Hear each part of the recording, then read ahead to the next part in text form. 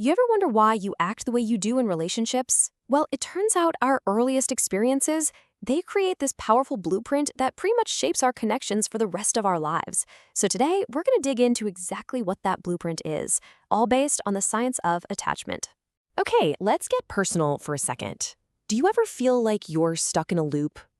Repeating the exact same relationship patterns, maybe even finding yourself with the same kind of person over and over again? If any of that sounds familiar, then really getting a handle on your attachment style, that could be the key to finally breaking that cycle for good. So, where does all this come from? Well, it all goes back to something called attachment theory. It was pioneered by John Bowlby and Mary Ainsworth. And the core idea is actually pretty simple, but it is so profound. It's that the emotional bond you formed with your main caregiver when you were just an infant, that bond sets the stage for how you relate to basically everyone for the rest of your life. And that bond, it creates what psychologists call an internal working model. But honestly, just think of it like we've been saying, it's your relationship blueprint. It's this set of unconscious rules your brain builds about relationships. Things like what you should expect from other people, how you're supposed to act, and even, deep down, whether you feel worthy of love. And this model, this blueprint, it guides you in pretty much every relationship you have from that on. All right, so this internal model, it generally leads to one of four main attachment styles. And figuring out which one sounds the most like you, well, that is the first and most important step toward building healthier and honestly, way more fulfilling relationships. So let's kick things off with the healthiest one, which is also the most common. It's called secure attachment. We're going to use this one as our baseline, kind of like the North Star for understanding all the others. So what does being secure actually look like? Well, securely attached people, they just feel pretty confident and stable in their relationships. They're not afraid to express their feelings or say what they need. They've got this great balance between getting close to someone and still having their own independence. And really, underneath it all, they have a good view of themselves and of other people, which makes them super resilient when things get tough. Okay, so that's the ideal. But what if that doesn't really sound like you? Let's dive into the insecure styles, and we'll start with the anxious attachment style. You might also hear this called anxious preoccupied. So for people with an anxious style, they really, really crave closeness and intimacy. But the problem is, they're often worried their partner doesn't feel the same way. This can turn into this constant need for reassurance and this deep fear of being abandoned. They can get super focused on the relationship, and any little bit of distance from their partner can feel like a huge, huge threat. Yeah, their internal monologue might sound a lot like this. I just want to be close to you, but I'm so worried you're going to leave. I need to know that you love me.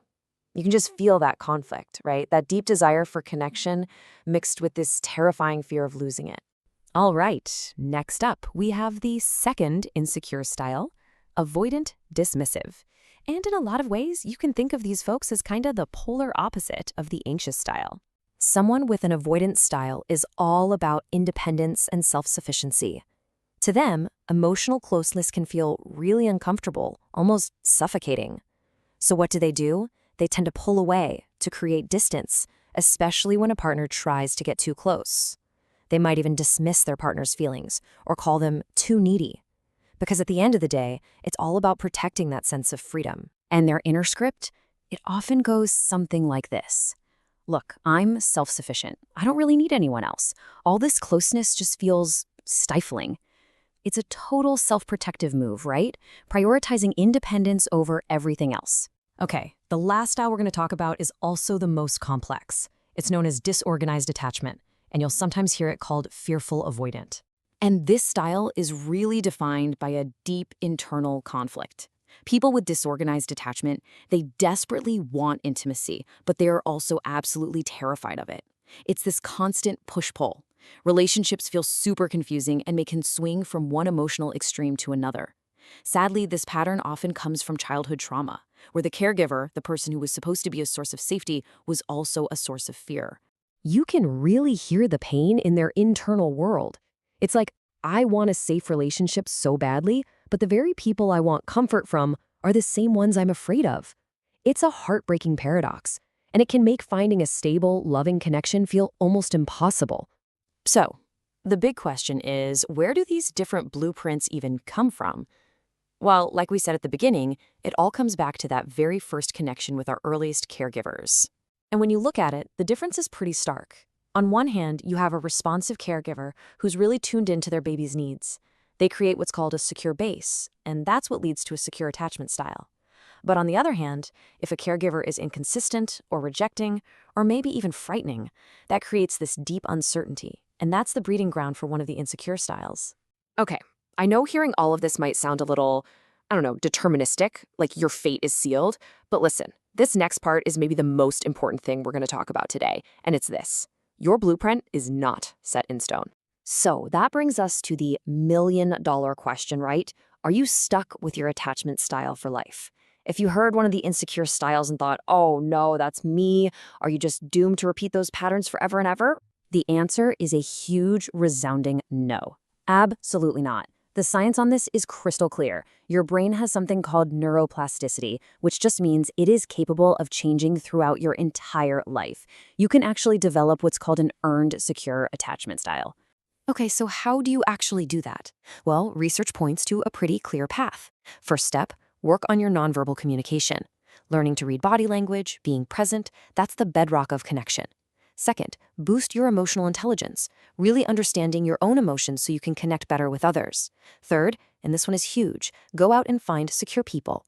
Form friendships or partnerships with them because they can show you what a healthy dynamic actually feels like. And finally, for many people, this means resolving childhood trauma, often with a therapist, because that's so often the root cause. And look, I know that can sound like a lot, but remember this, it doesn't have to be some monumental journey. The research is so clear on this. Forming a secure, trusting bond with just one person, it could be a friend, a romantic partner, a therapist, that alone can be a powerful enough catalyst to help you start rewriting that old blueprint. So let's wrap this up with a question just for you. With everything we've talked about, knowing what you now know about your own relationship blueprint, what's just one small thing, one small step you can take starting today to move toward a more secure connection in your own life?